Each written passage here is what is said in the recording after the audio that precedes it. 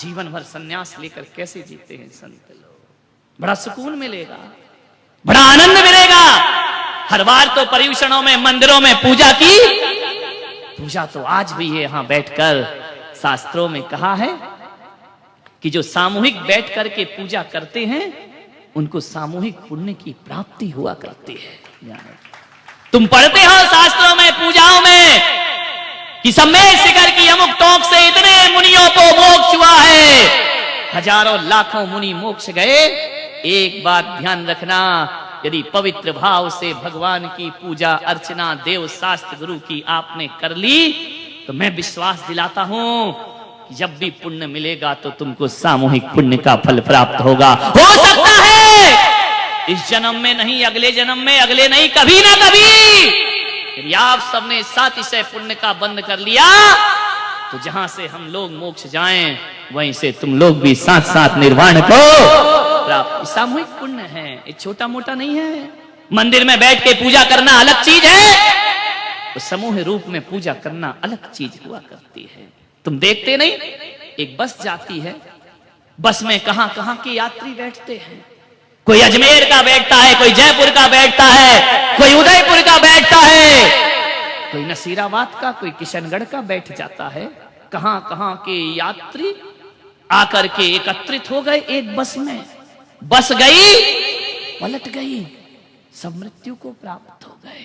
Accident हो गया, मौत हो गई। क्यों? कोई कहीं रहता, कोई कहीं रहता, कोई कहीं पैदा हुआ, कोई कहीं पैदा हुआ। मरते समय सब एकत्रित क्यों हो गए? क्योंकि उन्होंने पिछले जन्म में सभी ने मिलकर कोई सामूहिक पाप किया होगा, इस कारण मरते समय सभी एकत्रित हो गए।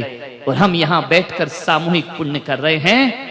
जब भी पुण्य का फल प्राप्त होगा सब एकत्रित हो जाएंगे, एक साथ आकर के वहां पर बैठ जाएंगे। ध्यान रखिए, ये कर्म है, छोड़ते नहीं है किसी को।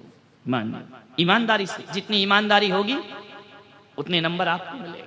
नंबर से मतलब आपके अकाउंट में आपके बैलेंस जमा होगा। ध्यान रखिए, बेईमानी होगी, पुलक सागर का कोई हानि नहीं है, तुम्हारी अपनी हानि है। ध्यान रखिए, दिन भर पानी नहीं पीना है, सुबह भोजन मिलेगा, शाम को एक आसन करो तो फिर एक आसन करो। ये क्या है ढोंग कि एक आसन भी कर लिया और शाम को भी खा लिया, तो काहे का एक आसन? वो तो 2 आसन हो गया। हमने कहा ऊनोदर, तुमने कर लिया दूनोदर, डबल लेकर के आ गए। इच्छाओं को जीतिए, घबराइए नहीं। हमने कहा दिन भर पानी नहीं पीना, कई महिलाओं की आंखें फट गई हैं। पहले से क्यों संकल्प करते हो कि पिएंगे? प्राण संकट में आ जाएं, कष्ट हो जाए, जब कुछ रास्ता ना दिखे तब वो मार्ग पकड़िए। ध्यान रखना, 2 तरह के लोग होते हैं धरती पर, 2 तरह के लोग होते हैं, 2 तरह के रास्ते होते हैं। एक अच्छा रास्ता होता है और एक बुरा रास्ता होता है।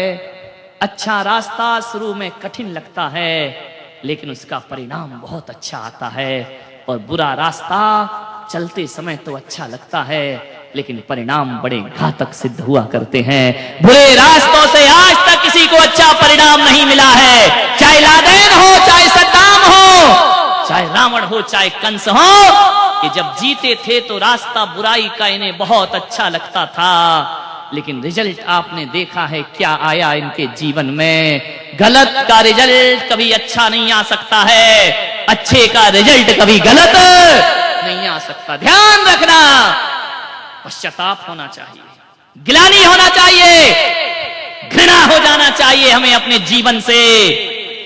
2 रास्ते, एक सरलता का रास्ता और एक कठिनाइयों का रास्ता। और जब जब मेरा मन कठिनाई के रास्ते को छोड़कर सरलता का रास्ता पकड़ता है, तब तब भीतर से ग्लानि होती है कि मैंने सरलता का रास्ता क्यों स्वीकार। जीवन तो कठोर साधना है, साधना करिए अपने जीवन में, शक्ति को जागृत करिए। आप कहेंगे हमारी शक्ति नहीं है, जगाओ शक्ति को, जगाओगे तब जागृत होगी। पहले से हार मानकर बैठ जाओगे कुछ भी जीवन में हासिल नहीं हो पाएगा। प्यास लगी है, रोको, निर्जरा होगी, कर्म का क्षय होगा, और जब प्यास लगे तो एक काम करना, सारे शिविरार्थी किसी और को नहीं, पुलक सागर को याद कर लेना। तुम तो एक टाइम भोजन करके केवल बैठे हो, मैं तो एक टाइम भोजन करके अब 3-3, 4-4 टाइम बोलूंगा, कंठ भी सूखता होगा। मैं तुम्हारे जैसे मिमियाते हुए तो बोलता नहीं है, शेर जैसा दहाड़ता हूं, ध्यान रखिए। लेकिन ध्यान रखना, प्यास लगे अपने संतों को याद करो, भूख लगे संतों को याद करो, बाहर निकलने में शर्म लगे सफेद कपड़ों में तो मुझे याद करना। तुम्हारे पास तो धोती है, मेरे पास तो लंगोटी भी नहीं है मेरे भाई, ध्यान रखना। कैसे जीवन की साधना, किस जिनेंद्र को पूजते हैं? अपरिग्रह में जीने वाले भगवान। ध्यान साधना करो, तुम्हारा भला होगा, तुम्हारा पुण्य जगेगा। आत्मशक्ति को पहचानो, अनंत शक्तियां तुम्हारी आत्मा के भीतर मौजूद है। जो तपस्या करेगा उसकी शक्ति जागृत हो जाएगी। अधिक से अधिक मौन रहने का प्रयास करो। क्या रखा है बकवास में, क्या रखा है बोलने में, राग देश भरी बातें, क्या रखा है इस जीवन में? क्या था, क्या लाए हो, क्या लेकर के जाओगे? एक बात याद रखना, आज ये धर्म तुम्हें सुहाता नहीं है, लेकिन जब मृत्यु होगी ना शरीर साथ जाएगा, ना रुपया साथ जाएगा, ना पैसा साथ जाएगा, जाएगा इंसान तो तेरा धर्म तेरे साथ जाएगा। ध्यान रखिए, धर्मात्मा बनो, अपनी अपनी ईमानदारी से धर्मात्मा बनो। एक दूसरे के देख करके मत बनिए।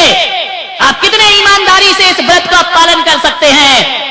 मैं तो चला जाऊंगा एक दिन यहां से, लेकिन एक बात याद रखना, आपने जितनी सच्चाई से धर्म किया है, मैं माध्यम रहूंगा, लेकिन आप देखेंगे कि आपके जीवन में किस तरह से परिवर्तन आया करता है, किस तरह का पुण्य संचय होता है। सौभाग्य, अरे ये मत सोचो, सौभाग्यशाली वो नहीं होता जो घर गृहस्थी में फंसा रहता है, सौभाग्यशाली वो होता है जो घर गृहस्थी छोड़कर। आज बोलिए ये सब नहीं होता।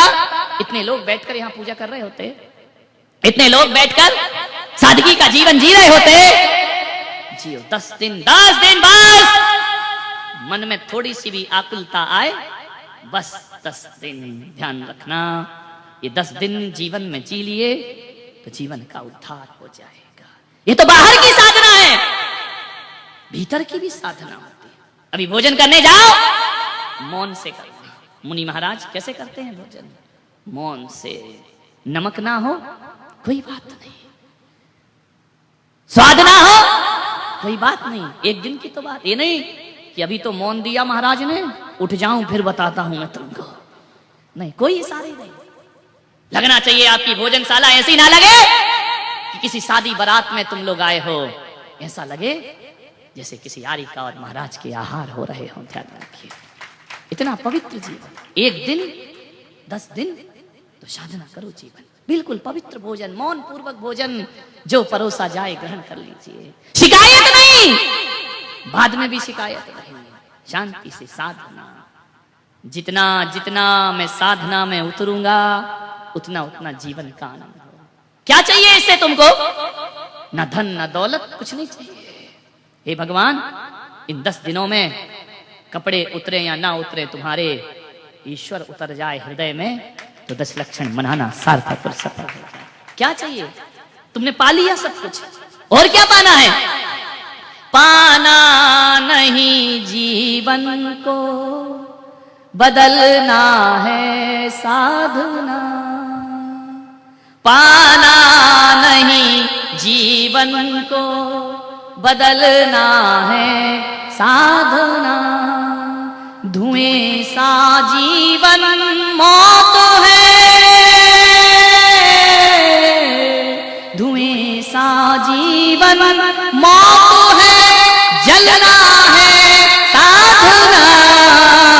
पाना नहीं जीवन को, बदलना है साधना।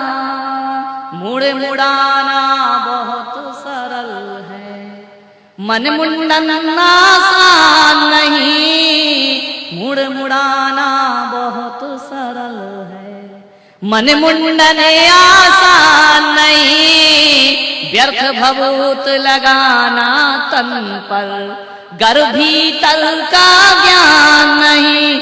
पर की पीड़ा में मौसा, पर की पीड़ा में मौसा पिघलना साधना, पाना नहीं जीवन को बदलना है साधना। साधना करिए, कुछ नहीं पाना है, जीवन को बदलना है, विचारों को बदलना है, जीवन जीने की शैली को बदलना है। 10 दिन में अपने आप को बदल के रखिए। संकल्प हो जाना चाहिए कि 10 दिन में मैं बदल के रहूंगा। 10 दिन के बाद जब घर जाओ तो आपके घर के लोग कहें कि बदले बदले मेरे सरकार नजर आते हैं। ध्यान रखिए, बदल लीजिए जिंदगी। बहुत तो जी लिया, क्या मिला इस जिंदगी से? अंधेरों में जी रहे हो, नादानी कर रहे हो। अंधेरों में जीने वाला आदमी अंधेरों को डंडे मार रहा है। एक अंधेरे कमरे में बैठकर हाथ में लाठी लेकर अंधेरे को पीट रहा है। बोलो मेरे भाई, अंधेरों को पीटने से कोई अंधेरा भागता है क्या? अंधेरों को कोसने से अंधेरा नहीं भागता है, अंधेरे को गाली देने से अंधेरा नहीं भागता है। ऐसा होगा कि मारते भी रहोगे अंधेरों को, लकड़ी भी टूट जाएगी, अंधेरा भी ना मिटेगा। ध्यान रखिए, अंधेरों को मिटाने के लिए अंधेरों को डंडे से मारने की जरूरत नहीं है। 1000 वर्षों का अंधेरा हो, 1000 दिए जलाने की जरूरत नहीं होती है। अंधेरा कितना भी पुराना क्यों ना हो, एक दिया जला दो, हजारों वर्ष पुराना अंधेरा भाग जाया करता है। ध्यान रखिए, अंधेरों को कोसो मत, पापों को कोसो मत। एक आस्था और पुण्य का दिया जला लीजिए, अंधेरे को भागने में कोई समय नहीं लगेगा। एक दिया काफी है, एक संकल्प काफी है, एक साधना काफी है। जन्म जन्म के अंधेरे मिटा दिए जाते हैं। ध्यान रखिए, कब मिटाओगे? जब 2 पैर की जगह, जब 2 हाथ की जगह 2 पैर और लग जाएंगे तब मिटाओगे। कब करोगे धर्म की यात्रा? जब 2 सींग लग जाएंगे तब करोगे, और मूंछ हटकर पूंछ लग जाएगी तब करोगे धर्म। अभी करना है, इसी वक्त करना है। मानव का जन्म केवल भगवान को पूजने के लिए नहीं मिला है, भगवान बनने के लिए मानव का जन्म प्राप्त हुआ है। ध्यान रखिए, बनना है भगवान। ऐसी पूजा करो कि पूजा करते करते हम ही पूज्य हो जाएं। जिस दिन हम पूज्य हो जाते हैं उस दिन पूजा की जरूरत नहीं पड़ती, दुनिया हमारी पूजा करना प्रारंभ कर दिया करती। साधना में जीवन ढाल। क्या होगा? घर जाओगे, कपड़े चेंज कर लिए, असंयम का जीवन जिया, कुछ मतलब नहीं। ध्यान रखना, याते तो कागा भलो भीतर बाहर एक। ऐसे मत बनना कि बाहर से बगुला भीतर से कौवा, भीतर से मन काला। नहीं, पवित्रता आपके जीवन का उद्धार होगा। कसायों को जीतिए, उत्तम क्षमा का धर्म है। क्रोध ने कब सुख दिया है जीवन को? क्रोध ने कब आनंद दिया है जीवन को? क्रोध बेहोशी से आता है, पश्चाताप पे खत्म हो जाया करता है। क्रोध की परिणति पश्चाताप है। सिवा पछतावे के कुछ नहीं मिलता इस क्रोध से, सिवा नुकसान के कुछ नहीं मिलता है। आज संकल्प करना कि शाम तक हम क्रोध नहीं करेंगे। ध्यान रखिए, कैसी भी परिस्थिति आ जाए शांति से जीने का प्रयास करें।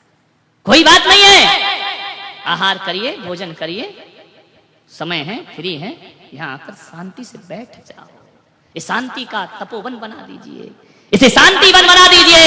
किसी से मत बोलिए। भगवान के सामने एक व्यक्ति को जानता हूं, एक नई नई कार लेकर अपने घर में आया। कार को धो रहा था, साफ कर रहा था। छोटा सा बच्चा बाजू में खड़ा है। उस बच्चे ने, नादान बच्चा, अबोध बच्चा, उसने नाखून से कार को खरोंच दिया। पिता को बहुत क्रोध आया, उसने एक चाटा मारा बच्चे को। इतना आवेश, इतना गुस्सा, बच्चा रोने लगा। गुस्से में उस आदमी ने बच्चों के दोनों हाथ को पकड़ा और दीवार से खरोंच दिया। खून की धाराएं लग गईं, नाखून उखड़ गए उस बच्चे के। देखता है कि खून आ गया, गुस्सा उतरा, बच्चे को छाती से लगाया। मेरे बच्चे, मेरे